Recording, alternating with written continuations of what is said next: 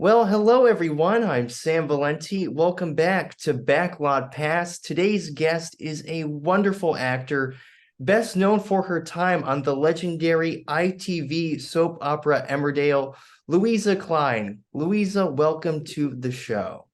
Hi, thank you so much for having me. It's a pleasure to be here. Well, it's a pleasure being able to speak with you because, despite being from the States, I've seen quite a bit of your work and I'm a really big fan. So this is really cool for me. Thank you. Yes. So I believe so I want to kind of dive into your background, first off. So I believe you grew up in the county of Dorset. That's right. What are your fondest memories of growing up there? So you know what? I grew up down on the south coast of England, in a beautiful seaside town.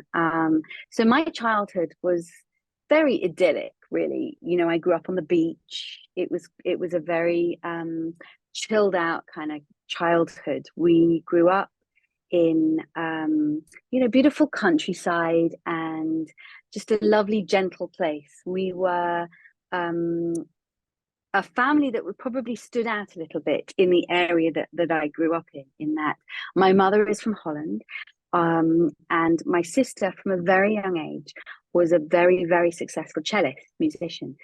So we were always sort of known as the family with the foreign mother. We were one of the only Jewish families in the area. So we were often referred to as the Jews, um, and with a very sort of, I use the word famous, but I mean sort of known in the area sister who was progressing very quickly playing the cello and winning awards and competitions and starting to work professionally from a very young age. And as I say, sort of slightly crazy Jewish foreign mother, um, in a very English seaside town.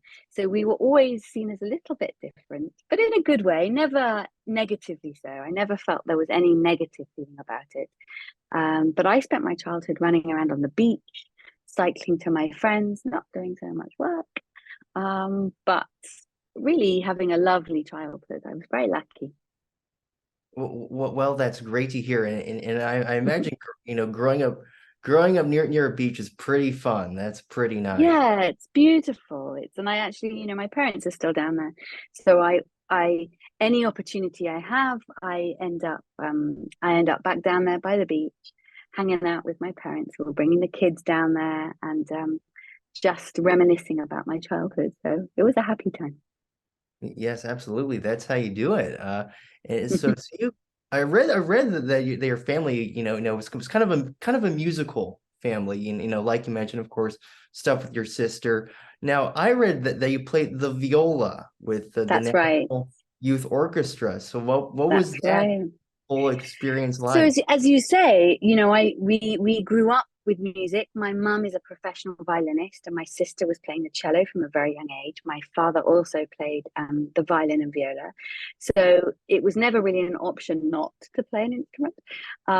So I grew up playing the viola. I think it was a choice I made that the viola is an instrument that sort of quietly gets on with it in the middle. It's not um the lead violinist. It's just gently in the background, which suited my personality at that point. And I was lucky, I ended up at the National Youth Orchestra, which brought kids from all around the country, all around the United Kingdom, together over every school holiday. And we would play the most incredible pieces of music. We played every year in the proms in London, and we would play in all the big concert halls around the UK, playing the most brilliant music, having the most incredible professional musicians come and coach us. And it was never going to be my profession. I was never wanting to be a professional viola player. But funnily enough, my most recent acting job has been in a beautiful film,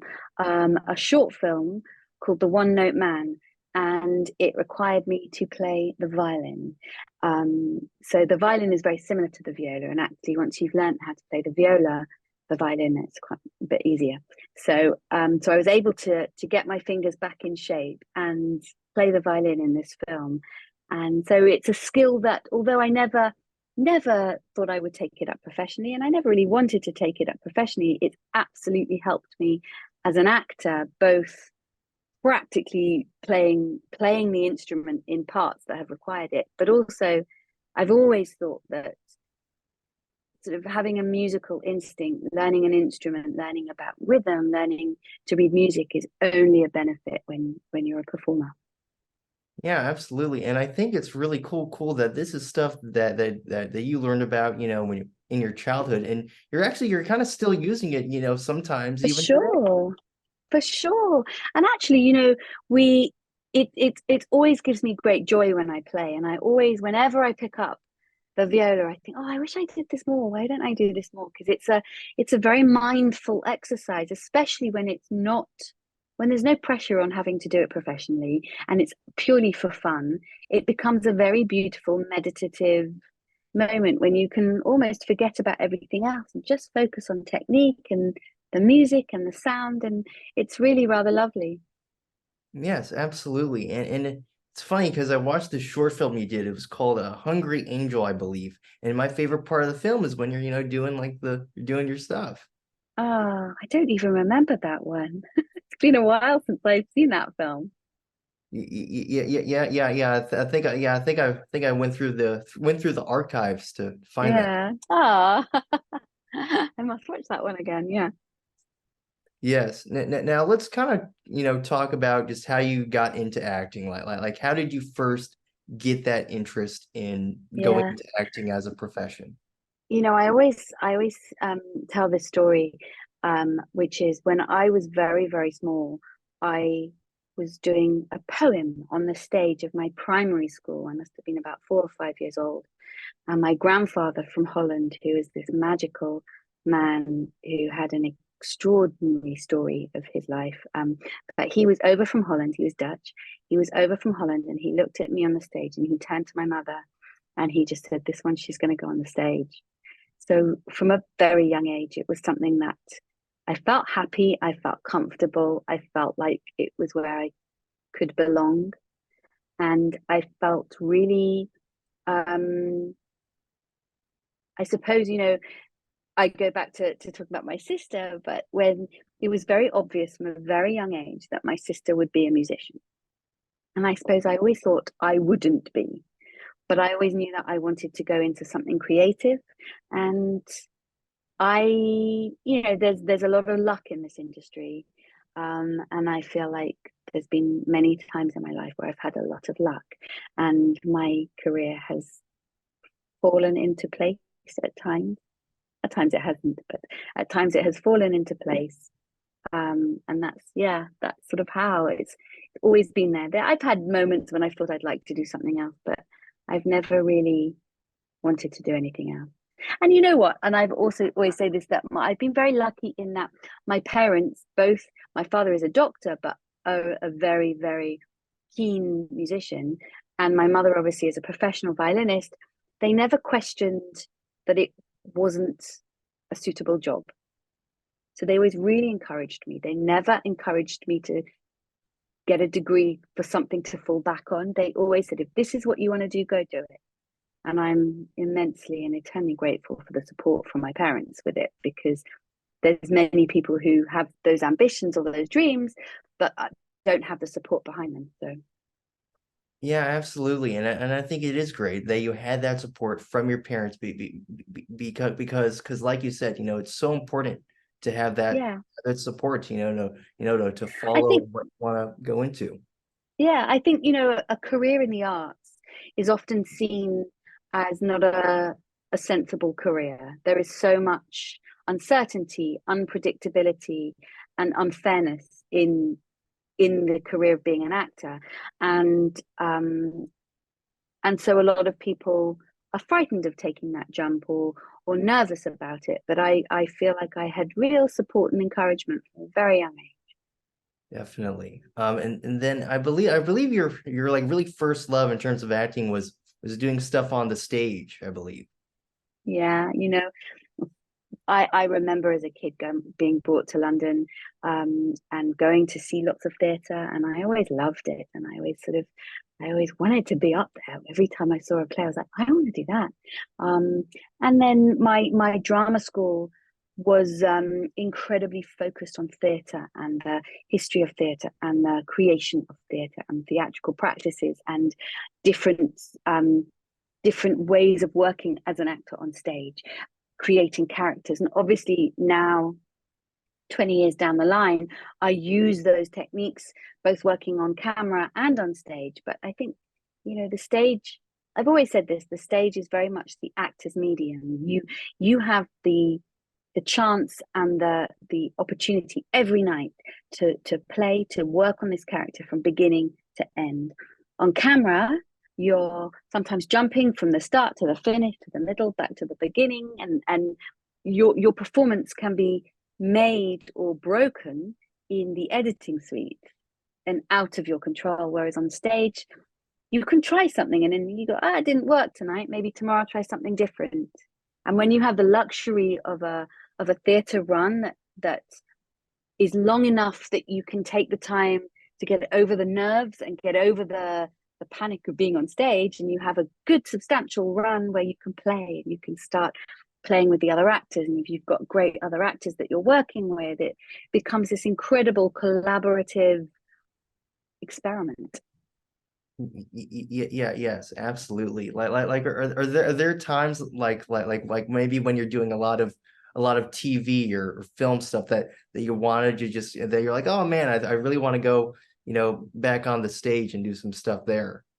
Absolutely. When I was working on Emmerdale, I was on Emmerdale for about 2 years. It By the end of it, I knew that my next job I wanted was to be on the stage. I wanted that live theatre experience, and it's a completely different way of life because you become a nocturnal creature, and your day starts at 5 o'clock in the evening unless you have a matinee. But your day starts in the evening. You have to preserve your energy. You have to try and kind of build yourself up so that by 7 o'clock you're ready, and that's also joyful. When I just left drama school, I was extremely lucky in that I would be filming during the day. I was on a TV show called Judge John Deed, which was this BBC courtroom drama which ran for 7 years.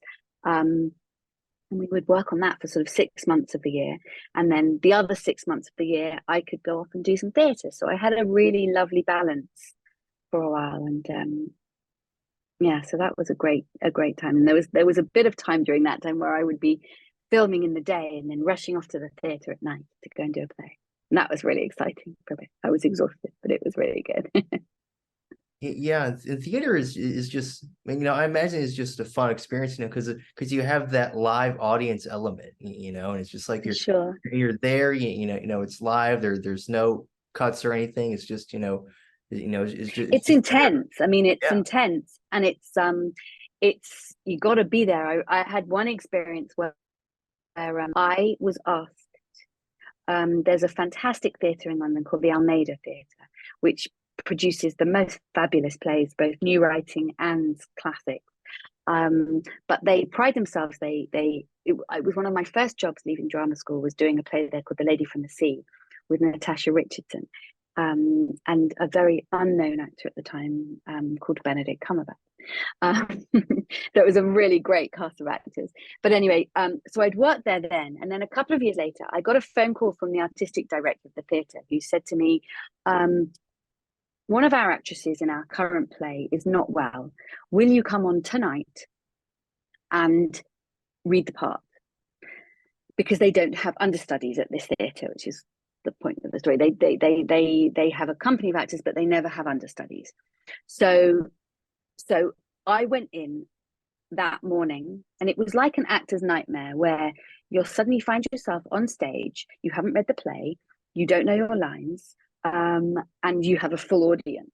But I thought, why not? I might as well. So I did it, and I went on stage, and it was this thing that as an actor you are constantly trying to recreate all the time, which is you're listening. You are really alive and listening, because I didn't know what I was supposed to say next. I had the script, and I didn't know the story of the play because I hadn't had a chance to read the play.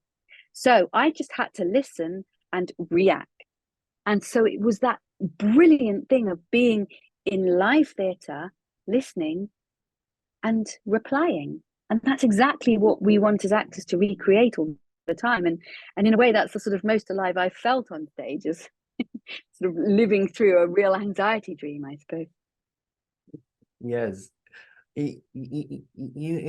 Something that I think would be cool, and I'm not sure if you've ever gotten approached or have ever wanted to do this, but there's like sitcoms, and a lot of sitcoms are done in front of live audiences. Like, have you ever thought that maybe that would be I a would fun love to project? do something like that. Absolutely. I'd love to do something like that, where you kind of combine the two mediums. I have to say, when we were filming on Emmerdale, which is, this big soap, it produces 5 shows every week.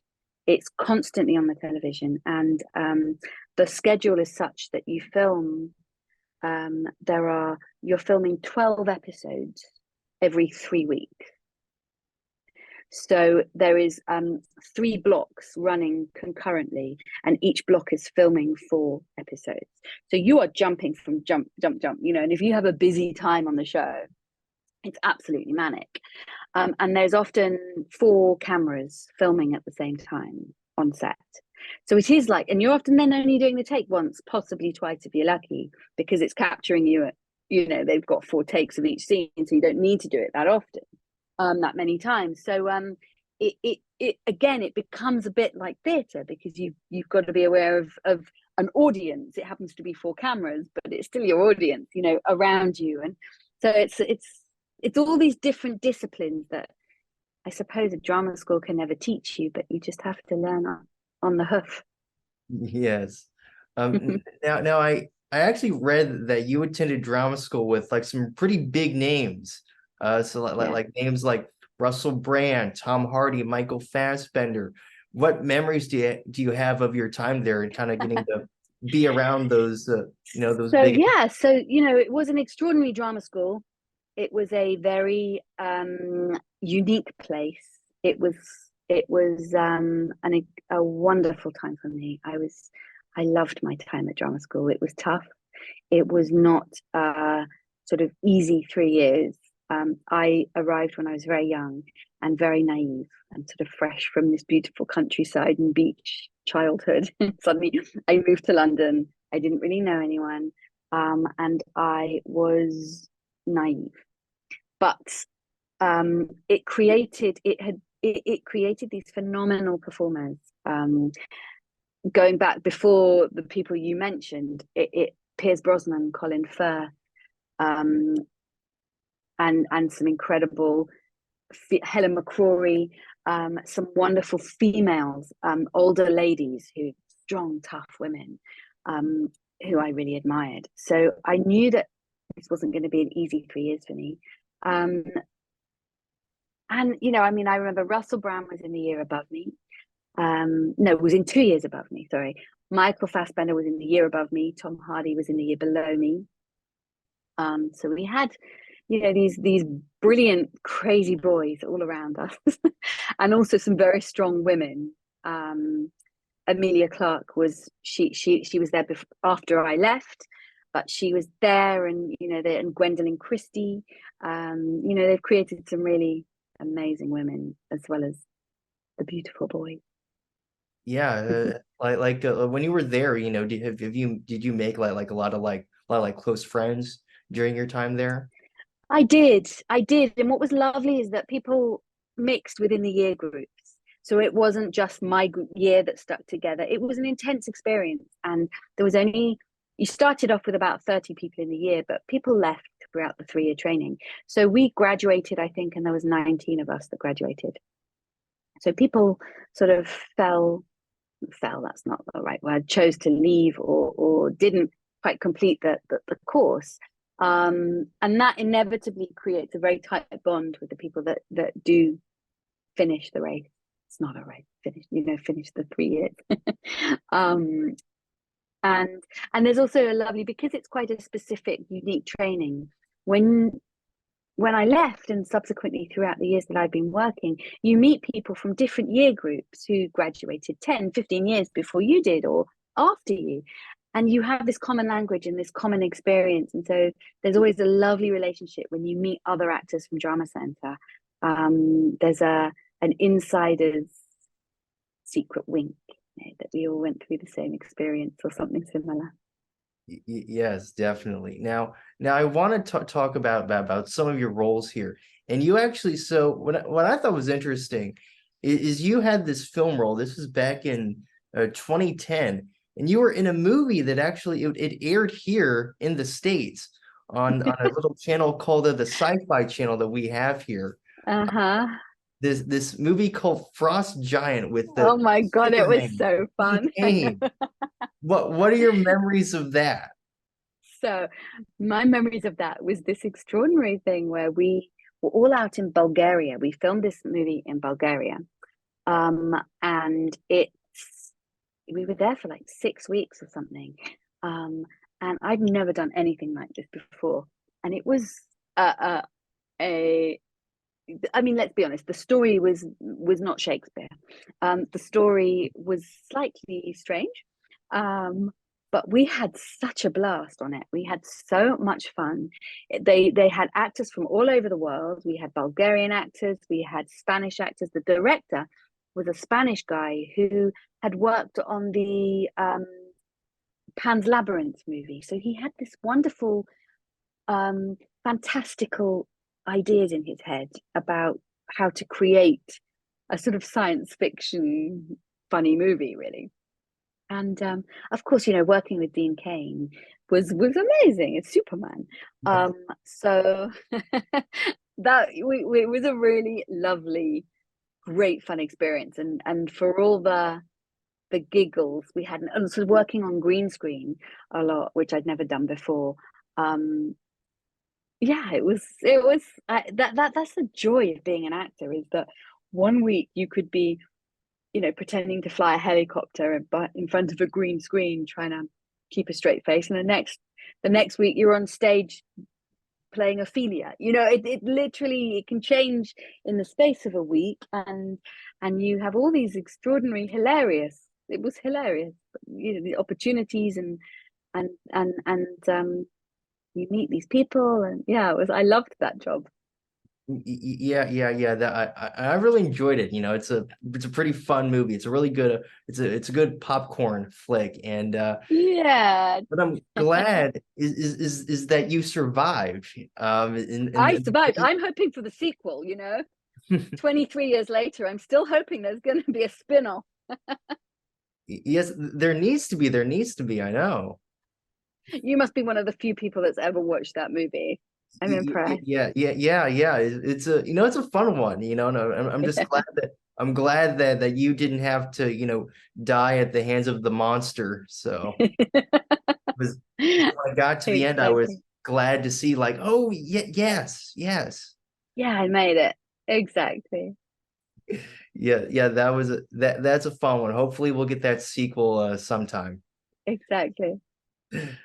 So now, of course, I'm speaking with you now. Of course, we can't do this interview without talking about your most popular role on Emmerdale. Uh-huh. How did that come about? Was there like a special audition process, or just how did that come about? So it was an audition process. It was quite a rigorous one, I'm not going to lie. It was started with the self-tapes, and then it went to coming up to meet the producers, and then there was a sort of chemistry read with the actors that I would be working with. And I know from the very beginning, when the scripts first got sent to me, I knew the gist of the storyline. So they had to check it all out with me first and say, "Are you happy with how this character will develop and where the story will go?" Because it's quite controversial and it will be quite demanding, and there will be scenes that maybe are a little bit sensitive and yada yada. So I knew where it was going to go. um and I remember the final audition, and I'm sure many actors feel this when they go for that final read, when it's a chemistry read or whatever, and you go onto the set in these big studios, and you sort of look around and you kind of go, wow, it looks just like it does on the telly, and B, it's huge, it's really big, it's a big kind of machine. these ongoing series.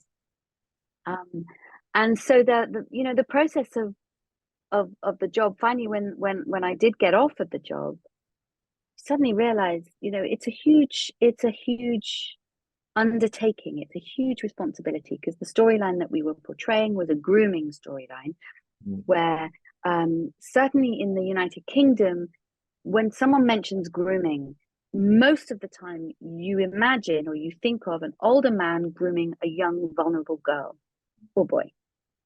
Whereas this story, the producers, the story writers on the show wanted to bring to the front the idea that a sort of relatively well presented, middle class, respectable woman can also be a groomer, can be a predator, and can abuse their power.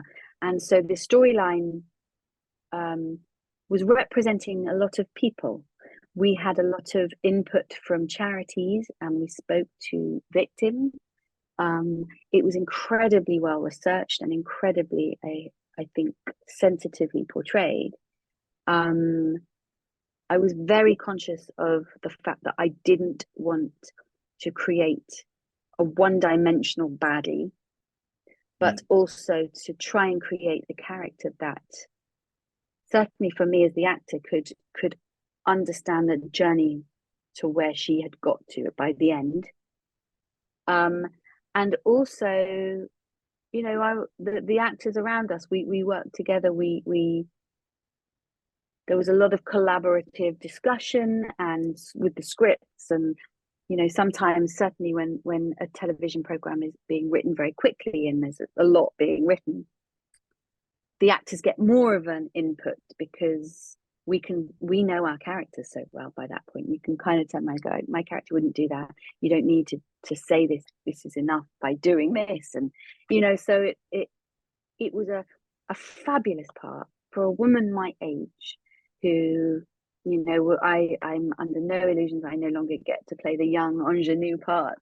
So to sort of be given a gift of a part like this was really an exciting challenge. Yes, definitely, and I think it's great. I think it's great because you took this challenge on, and you just went head on into it. I think I read that you were very excited. About portraying Maya, and telling a very important story. Yeah, as I say, there is a responsibility. These soaps are in people's living rooms every night. And it's not like a Netflix show where you can binge watch it, or you can, just immerse yourself. It's there regularly, half an hour every night, and you have to wait till the next night. You can't watch it all in one night. And so you become, the audience becomes incredibly invested and is living it in real time as the story unfolds. And as I say, it's not a trivial story. It was a big story that the producers wanted to very sensitively, but also very accurately portray. So it didn't happen quickly. It was a very slow burner for a long time. And then, of course, there was an extraordinary, explosive culmination to the character, which is always fun. These night shoots and stunts, and the big explode. I don't mean explosion. The big kind of exposing at the end is fun to play. Yes, definitely. And and so it's and it's interesting because so I found out about your role in Emmerdale. It just came up on my YouTube feed, and they post like pretty much all of your appearances are just like on YouTube. So I just kind of found it on there just randomly one day, and what I remember thinking is wow, this character is just extremely well performed by you. Like it was. It was really, an outstanding performance you gave for, like you said, a very complex character. Wasn't definitely not one dimensional. No, I was really conscious of not making her just, as I say, the kind of town baddie. I think that it's too simple and it's boring. And I think that I did want I wanted people to really dislike her, but I also wanted people to sort of have, by the end, some form of sympathy. I don't know if you can say that. I'm not sure. Not sure if it's sympathy is the right word. But it was not black and white. I didn't want it to just be black and white. Yes, absolutely. And you and Joe, you guys just worked really well together, in your We scene. did. I mean, he is he's been on that show since he was a tiny kid, and so he's so comfortable in that environment. He's absolute professional. He's an absolute dream to work with, and he was. We had a lovely time, and we talked through everything so carefully before any of the sort of more intimate scenes were filmed, and he was only 16, so there was limitations, and there was points when we would sort of say if something was written a little bit lazily, we would sort of say that we don't need to have all of this. It can all be done much more subtly and much more powerfully. So we had those conversations, and it was a joy to work with him and with Matthew Wolfenden, and also with sort of Amy Walsh and Roxy and Fiona Wade, where the other three girls that sort of discovered my secret, and they've all stayed incredibly close friends of mine since. Well, that's great to hear. Yeah, Now I want to talk about, there's a very pivotal part, of your time on Emmerdale. I guess it's termed the big night out at the club. yeah, It's a very important event in Maya's story. So just yeah. what was the experience like for you filming that specific part? So we filmed that over about 2 weeks. We had about maybe a week of night shoots, which was crazy. I always love filming night shoots. You kind of completely become you're living in another world where you sleep during the day and you wake up at 5 o'clock and have breakfast and then you go film all night. We the sort of the ending, or not quite the ending, but the sort of ending part of the big night out, I end up floating, not sure, dead, presumed dead, or certainly unconscious in a dirty old river, which of course we had to film. So it was all leading up to that moment. And I do remember sort of 2 a.m, having sort of been out in the forests with a stunt woman, doing the big fight scenes and all this. And then suddenly that sort of moment when the first AD says, right, it's time to get in the water. And I had a wetsuit underneath my costume and everything, but I still had to get into a freezing cold, proper dirty river at Yeah. about 2 o'clock in the morning. And I remember stepping into the river and like the slimy frogs, and it was really horrible. And that moment when they said, okay, lie back, and you lie back and you can feel the water going down the back of the wetsuit, and the wetsuit's great and it keeps you warm, but the water's still going down your neck and in your hair. And when we'd finished filming that bit, I really smelled. I smelt of dirty water, and I remember sort of scrubbing and then going back to the hotel at sort of 5 or 6 in the morning, having filmed all night, and then jumping in a hot bath and trying to scrub off this smell of the dirty river. And there's moments in one's career, and that was one of them I will not forget. Yeah, well, hey, that's a lot of dedication right It's there. yeah, I thought that too at 2 in the morning as the frogs were hopping over me. Yeah. I don't think I would want to do that. I think I'd pass. Yeah, yeah. By that point, I had no choice. Yeah. Yep, exactly. Now the interesting thing is that you kind of originally left the show, but then you made this brief return for like a little bit. It was the stuff with the baby, and I read that it was like top secret, and like no one knew you were coming back. It was kind of Yeah. So so. actually, what happened was we filmed that scene when I left. So we filmed that scene 8 months before it was aired, and I had sort of done all the teary goodbyes. Bye bye, lovely, so wonderful to have seen you all, and I'm going to miss you all, and bye bye, and all crying, and bye bye. And that was the end of Maya on Emmerdale, and I left, and blah, blah, blah. And then about a week later, I had to come back to the studios, but I had to come back when the filming day had ended. So I had to kind of sneak in at 7 o'clock at night into the studios. And there was one makeup, wardrobe, one makeup, one wardrobe. The DOP was camera operating, and the producer was directing. So there's literally 4 people Wow. who knew this scene. No, it was obviously not on any call sheets. It was not in any script. It was just, so they filmed this scene of me coming out of the prison very pregnant. And so, I left, and my final scenes was me being sent to prison, and it was all a big hoo-ha, and in all the papers, she's gone to prison and she's got what she deserved. And then 8 months later, they dropped this scene into the end of an episode. And suddenly kind of it went crazy for me, because like, she's back, she's come back, what's going to happen with her? And, and I'd made the decision to leave the show. It was time for me to not be in the show anymore, and my family was in London and I was filming up north, and it was just time for the next job. But it was exciting to kind of have that little moment back, just tantalizingly teasing people. Yes, definitely.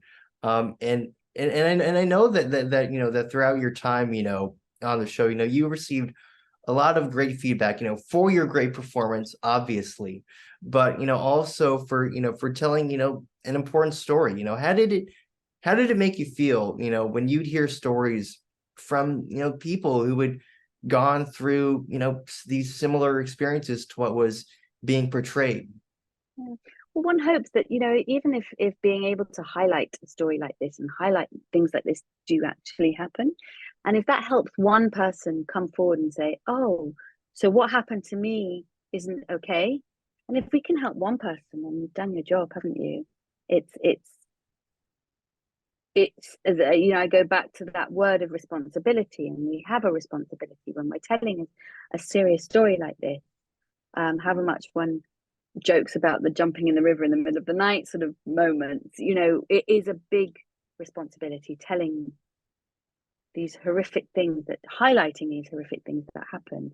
And if that can help people, then that's all one really wants to do. It's lovely to be recognized and doing a good job, and it's wonderful to be applauded for just personally as an actor, but kind of none of that really matters if you're doing what you want to do, which is being able to help somebody. Yep, absolutely. Now, if they ever asked you to come back to Emmerdale again, would you go back? I think that Maya as a character has served a purpose in the village. I loved my time on the show, and I love the people, but I'm not one to kind of go back to things. I think I like to move forward. And I also think I had the best time on that job. I had the best time, but it would never be the same if one tried to repeat it. Do you know what I mean? You'd never be able to recreate it. Time moves on. This was pre-COVID. The whole industry has changed irreversibly since then. And so I think her time is past in the village now. Right. Like, well, okay, so what about like a new character, but on like a different show, like EastEnders or something? Absolutely. EastEnders is actually filmed very close to where I live. So if EastEnders was to come knocking, I would be there for sure. Well, hey, I think it would be awesome if you went back on a soap. So Yeah. now I think now let's talk about your experience on a pilgrimage. This is this show where you journeyed to the Scottish Isles with a group of people, with different faiths, beliefs, backgrounds. How did this come about? How did you? So when you've done a TV show like Emmerdale, doors do open, and suddenly one's profile becomes much more known. You become much more sort of seen in the public eye. And I've never been really interested in reality television for myself. I love watching it, but never wanting to do it myself. I've never really felt I'm that interesting or whatever. But this opportunity came up. For me, my Jewish faith my Jewish heritage is something that I feel very strongly about. I feel very passionately about, and I suppose I feel that I don't know if it's different in the States. It might be a bit different in the States, but in the United Kingdom, we're a very, very small minority, and we there is a rise in anti-Semitism, and there is also a real lack of understanding. And so I suddenly thought, suddenly having got a bigger profile, having done a television show like Emmerdale, I can use that profile to talk about my Jewishness, to sort of almost come out as a Jew. It's something that I've never really purposefully hidden, but my family history is such that my mother is a Holocaust survivor. And so my childhood was blissful, lovely on the beach, but it was always shadowed by this trauma that my mother suffered.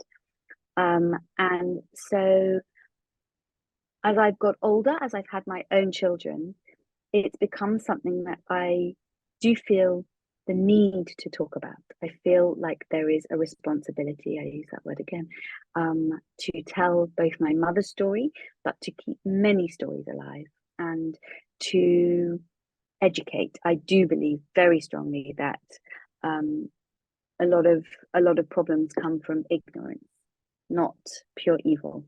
And I think that if people are open to listen and open to learn, then we can help change things. And so this opportunity to do pilgrimage, where I came on as the Jewish voice, and it was a pure joy. It was also, physical challenge to be walking these pilgrim routes in the most incredible scenery, Northern Ireland and Scotland, cliffs, and I mean the weather was abysmal. It was cold, it was raining, it was quite miserable, and we were sometimes sleeping in tents. There was one night where we were supposed to be wild camping, but it had to be called off because we would have been all blown away off the rocks or something, so we had to abort that plan. But to have these really fascinating conversations with people that I would never usually come into contact with, and to learn myself about other religions. I went for the first time into a mosque, into a gurdwara.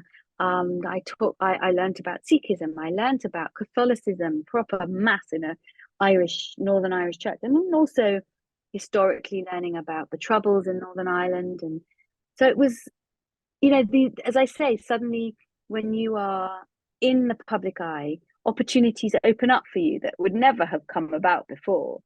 And I do hope that I was a good representative for my Jewish faith, and that people who maybe had never met a Jewish person before, or never really understood the impact of the Holocaust on the next generation and things like that. I think it felt important to me to do it. Yeah, absolutely. And I think it's so cool that you got to have, this amazing, experience, connecting with all these different people. You're all Yeah, traveling together and stuff. And absolutely. And nothing bonds you more than spending a night in a bothy in, with no electricity and no running water, and in the pitch black. So yeah. yes. And I think it was, great. I love the part in the show where you make a traditional like Jewish meal for Yeah. everyone. And the It food was special that, it was really special. And what was funny is that everybody sat down and we all had this lovely dinner together. And no one could believe that we do this every week. They were sort of sat there going, "What, you do this every week? This is like Christmas dinner." And I sort of said, "Yeah, but you don't have to be Jewish to sit down with your family and have a meal every week and just switch your phones off and look at each other and say, 'How are you? How's your week been?'" You don't have to be Jewish to do that. It's that's essentially all the Friday night meal is sitting down together as a family and reconnecting and just having a moment to take a deep breath. Yes, absolutely. Yeah, yeah, and because I was watching that the other day, and I was like, wow, that food looks amazing. Like, It was good. We had a good night that night. Yeah. I'm just gonna say this. I bet your kids are very lucky to have you know no to have you making amazing meals. Nah. Well, sometimes they are. Sometimes I'm uninspired and they get microwavable, or sort of, as we call it, yellow dinner, where it just, all just goes in the oven and lots of just yellow food. But that's fine too. And then in watching the show, I could tell that this wasn't that this is a very spiritual journey for you, but also just an emotional one as well. There are there are many emotional moments for you and and the other group members and stuff. It was very interesting, very interesting to see and kind of take in. Yeah, I mean, I'm not one to shy away from my emotion. And I'm not gonna lie, there was times I found it really hard. I missed my home, I missed my family, I missed my kids, I missed my husband, I missed my creature comfort. It was a long time, and due to COVID, we had to isolate first for a week.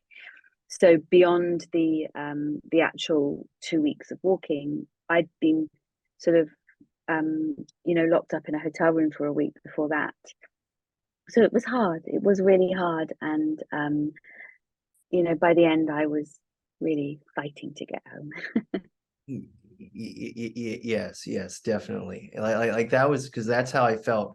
No, I think you guys call it university. We just call it like more just like college. But I'm Yeah, going off to there, and and like then like the first couple weeks, I was like, oh gosh, can I go home now? no, exactly, exactly. Yeah. Because yeah. I mean, I get homesick a lot too, and I just there's something comforting about being Just home. home. Yeah, but it makes you appreciate home more as well when you're away from it. Little things. Yes, definitely.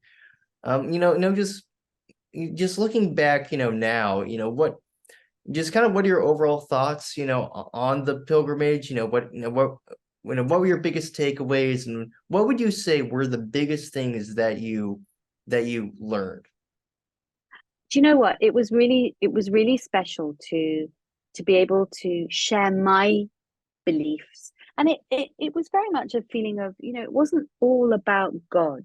It wasn't all about whether you believe in God or not. It's about a sense of faith and spirituality. And I think when you're put in these incredible natural environments that are so breathtakingly beautiful, you do have a sense of spirituality, whether you believe in God or not. And um, it's not as simple as a blind belief, but when you're standing on the edges of cliffs, looking out at the most incredible nature and beauty of the natural world, you can't help but feel the existence of some higher faith. I don't know what it is. Um, I loved being able to learn about other people's faiths, and I suppose learning about the similarities between all the faiths, and so much of the troubles in the world are about religion. And actually, you put a bunch of people together, all of different religions, who are willing to listen and talk and walk. It you realize the similarities are much greater than the differences. And I loved that. I felt a real sense of hope. Yes, yeah, and I agree.